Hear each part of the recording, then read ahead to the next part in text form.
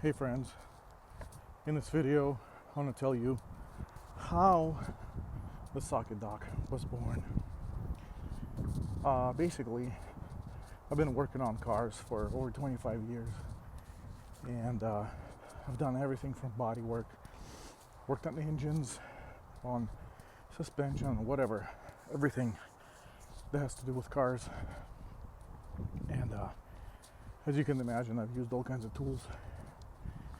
And recently, I have been working on a project of mine. It's a 2000 GMC Sierra, and I needed to get some parts for it from the local junk yard. They basically let you in the yard. You go find the vehicle you need. If it has parts that you need, you bring your tools with you and you take off whatever you need off the car. But the trick is you gotta bring your own tools.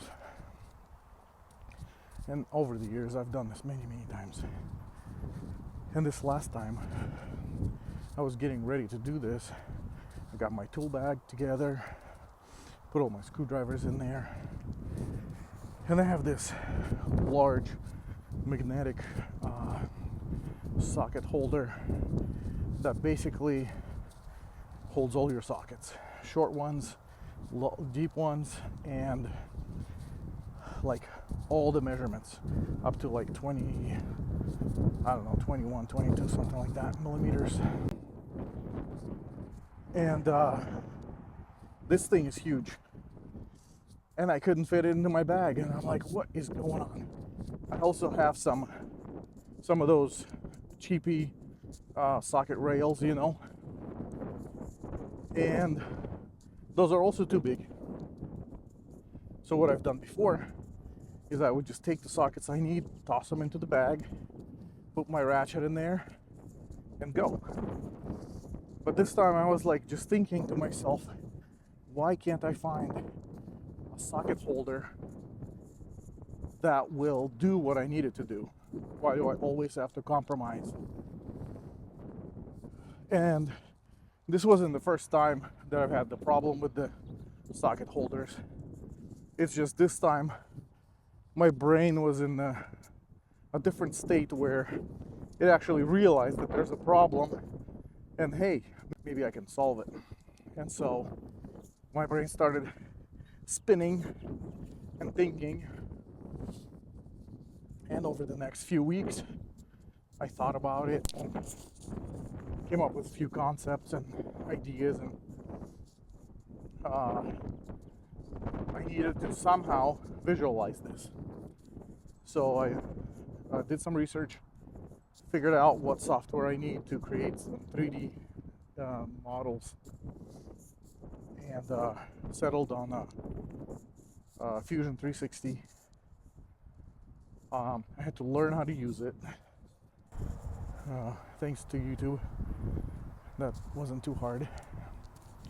So I was able to create my first iteration, or first design of this socket holder. And I knew I wanted it to be magnetic because that is the best way to hold the sockets. And I didn't want to have one large magnet that holds all the sockets together. I wanted to have specific magnets that will, all of its job is to hold one socket. Like I wanted to be focused. Because if I'm doing it, if I'm making a new one, why not make it perfect, you know? So started researching magnets and found a bunch on Amazon that I was able to order and like actually feel what I'm working with. I also, after I designed it in the 3D program, I was able to visualize what it would look like. So that went through several iterations, and finally I had something I could, you know, produce, something I could make physical. So I started looking for a 3D printer that could print it for me. And after looking around at different options, found a guy here about 20 minutes, probably 10 minutes from me, that has a 3D printing shop.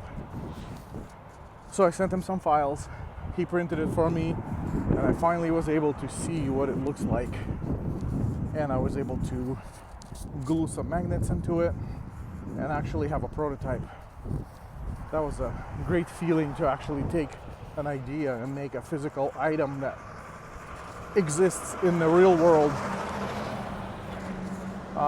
So after that, I saw some problems that I needed to fix. So I went back and forth with my 3D printer many times, fixing this, fixing that, adjusting this, adjusting that. And then I got to a problem of magnet supply. It's not that easy to get some supply of magnets if you need them in a bigger quantity than just a few dozen. So you have to go overseas because that's where the magnets come from. And of course, you have to spend thousands in order to buy the minimum amount from there. And I'm not a rich guy, so I can't just go and shell out a bunch of money on prototypes and initial investment. So I had to think outside the box. And I was able to secure a bunch of magnets from Amazon, ordering a few at a time over a period of several months. I was able to build up an inventory of magnets that I needed that were in the correct dimensions. I also forgot to say that I did experiment with many different strengths of magnets to find that perfect balance where it'll hold the sockets tight and won't let them fall out, while at the same time I can just remove it with one hand. That was important to me, so I don't have to like hold the holder with one hand and pull out the socket with the other. I just wanted to be able to grab it with one finger or 3 fingers, whatever. So yeah, after going through a bunch of tests and finding the right combination of strengths, I was able to identify what exact magnets we need. And finally told my 3D printer guy to go ahead and whip out some product for me. He was able to get, a batch of 10 first, and then a batch of 20, and I built up the inventory, so we have a little bit of inventory now that are ready for sale. And of course, I'm using them myself, and man, it's exactly what I needed. Of course, this is what I need. I'm sure there's people out there that need exactly the same thing. But over the next few years, as people buy these and give me feedback, I'm sure we're gonna go through several more design changes to get it to perfection. So I'm looking forward to feedback and looking forward to getting it adjusted so it just what people need. Super excited about that. Well, that is all. That's the story of SocketDock. That's what it was called at first. Well, it was in prototype mode. I was calling it SocketDock, but I was calling it SocketPod, but I really didn't like the word pod, so I changed it to SocketDock, and I like that, so we're gonna stay with that. Anyway, thanks for watching. I hope you get to try the SocketDock, and I hope you get to love it like I do. Check out kingsleytools.com. That's where you'll find all the info. Thanks for watching. See you in the next one.